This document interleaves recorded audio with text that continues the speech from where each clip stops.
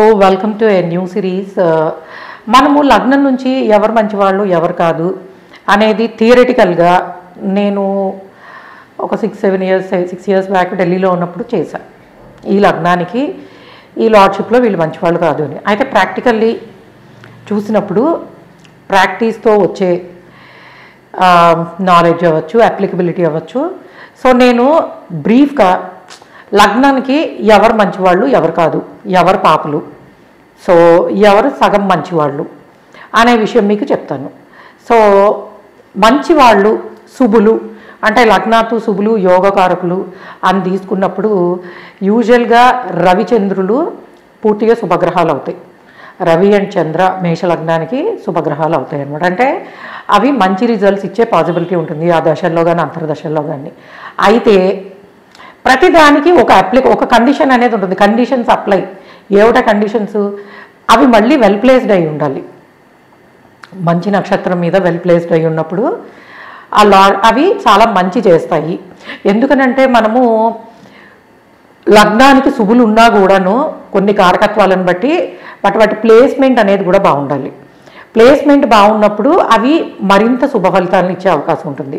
So ఆ విధంగా కనుక రవిచంద్రుడు కనుక వెల్ ప్లేస్డ్ ఉన్నట్టయితే, అంటే యూజువల్గా మనం 6, 12, 8 ఇటువంటి స్థానాలు మంచివి కాదనుకుంటాం కదా, అలాంటి ప్లేసెస్లో కాకుండా ఉన్నప్పుడు రవి కానీ చంద్రుడు కానీ మేషలగ్నానికి ఆ దశలు యోగిస్తాయి అని చెప్పచ్చు. అలానే గురుదశ, గురువు ఎలా ఉంటాడు అన్నప్పుడు గురువు కూడా పర్వాలేదు. ఎంతవరకు పూర్తిగా అంటే ఇప్పుడు రవిచంద్రులంత శుభగ్రహం కాదు గురువు. అదేంటండి గురువు గారు అంటే అసలు మీరు ఏమనుకుంటున్నారు? గురువు అంటే ఇంకా పూర్తిగా మనం మామూలుగానే న్యాచురల్గా శుభగ్రహం అనుకుంటాం. మరి మేషలగ్నానికి మంచి చేస్తాడు కదా అని అంటే మంచి సగం చేస్తాడు, చెడు సగం చేస్తాడు. కాబట్టి మేషలగ్నానికి తీసుకున్నప్పుడు గురువుని పూర్ణ శుభుడి కింద తీసుకోరు. అంటే రవిచంద్రుని తీసుకున్నంత శుభగ్రహాల కింద గురువుని తీసుకోకూడదు. సో కాబట్టి గురువుని అర్ధశుభుడి కింద తీసుకోవాలి. అయితే పాపత్వానికి సంబంధించి అశుభగ్రహము, పూర్తిగా అశుభగ్రహము అంటే బుధుడు. ఆయన పరమ పాపి. అంటే మనకి రవిచంద్రుడు ఎంత శుభగ్రహాలో దానికి క్వైట్ ఆపోజిట్గా పూర్తి పాపత్వాన్ని ఇచ్చే గ్రహము బుధుడు. ఆయన ఏ ప్లేస్లో ఉన్నా సరే ఆ స్థానానికి సంబంధించి నెగిటివ్, అంటే ఆ స్థానం అనేది కొంతవరకు ఎఫ్లిక్ట్ అయ్యింది, దాని నుంచి నెగిటివ్ రిజల్ట్స్ వస్తాయని అర్థం చేసుకోవచ్చు. సో ఇంకా మిగిలిన గ్రహాలు శుక్రుడు కానీ లేకపోతే మనకి కుజుడు కానీ శని కానీ ఇవి ఏంటంటే ప్లేస్మెంట్ని బట్టి కొన్నిసార్లు మంచి కొన్నిసార్లు చెడు, న్యూట్రల్. అంటే వీటిని మనం పూర్తిగా రవిచంద్రుడినో లేకపోతే గురువునో తీసుకున్నట్టు శుభగ్రహాల కింద తీసుకోకూడదు, బుధుడిని తీసుకున్నట్టు పాపగ్రహం కింద తీసుకోకూడదు. వీటిని న్యూట్రల్ ప్లానెట్స్ కింద తీసుకోవాలన్నమాట. సో కుజుడు కానీ శని కానీ శుక్రుడు కానీ ఇవి న్యూట్రల్ అవుతాయి. సో అవి ఏంటంటే ప్లేస్మెంట్ బాగున్నప్పుడు డెఫినెట్గా మంచి రిజల్ట్స్ ఇవ్వడానికి అవకాశం ఉంటుంది. అయితే మీరు రాహుకేతువులు చెప్పలేదండి, అప్పుడు చెప్పలేదు, ఇప్పుడు కూడా చెప్పరా అని అంటే, రాహుకేతువులు ఎప్పుడు కూడాను ఏ స్థానంలో ఉంటారో ఆ స్థానానికి అధిపతి లాగా బిహేవ్ చేస్తాయి. అంటే గురువింట్లో ఉంటే గురువులాగా, శుక్రుడింట్లో ఉంటే శుక్రుడిలాగా, శని ఇంట్లో ఉంటే శనిలాగా. సో దాన్ని బట్టి ఇప్పుడు నేను లగ్నాత్తు శుభగ్రహాలు అని చెప్పిన స్థానాలలో కనుక ఉంటే అప్పుడు వాటి నక్షత్రం కూడా మంచిదవ్వాలి. సో రాహుకేతువుల నక్షత్రం మంచిదవ్వాలి. అలానే రాహు కానీ కేతువు కానీ ఉన్న ప్లేస్మెంట్కి అధిపతి ఎవరైతే ఉంటారో వాళ్ళు మళ్ళీ 6, 12లో ఉండకూడదు.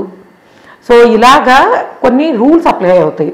సో కాబట్టి రాహుకేతువులని ఎప్పుడు కూడా మనము ఏ ప్లేస్లో ఉన్నారు, దాని లార్డ్ ఎక్కడున్నాడు అంటే, ఫర్ ఎగ్జాంపుల్ మనకి ఈ రాహు 9th కేతు 3rd ఉన్నాడు అనుకుందాం మేష లగ్నానికి.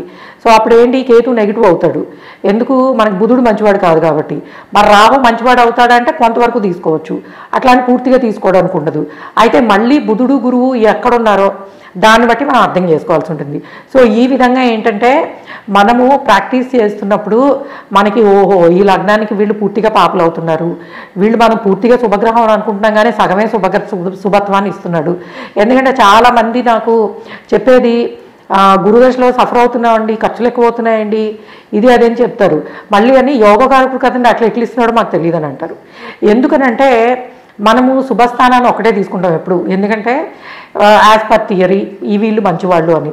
అయితే ఒక శుభస్థానానికి ఆధిపత్యం ఉండి ఇంకో పాపస్థానానికి ఆధిపత్యం వస్తే శుభాన్ని పాపాన్ని రెండు ఇస్తాయి. కాబట్టి దాన్ని బట్టి మనము అర్థం చేసుకోవాలి. ఓకే, వీళ్ళు పూర్తిగా అన్నీ మంచే చేస్తారని అనుకోకూడదు. ఎంత గురువు అయినా, ఎంత శుక్రుడైనా.